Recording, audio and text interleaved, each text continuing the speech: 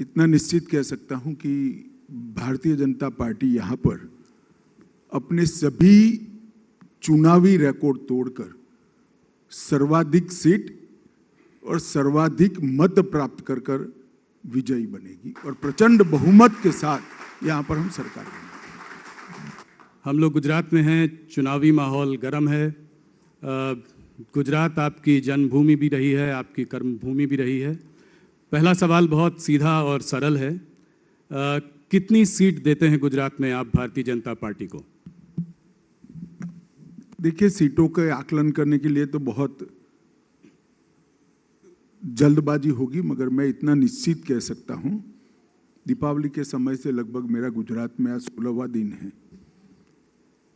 इतना निश्चित कह सकता हूं कि भारतीय जनता पार्टी यहाँ पर अपने सभी चुनावी रिकॉर्ड तोड़कर सर्वाधिक सीट और सर्वाधिक मत प्राप्त कर कर विजयी बनेगी और प्रचंड बहुमत के साथ यहाँ पर हम सरकार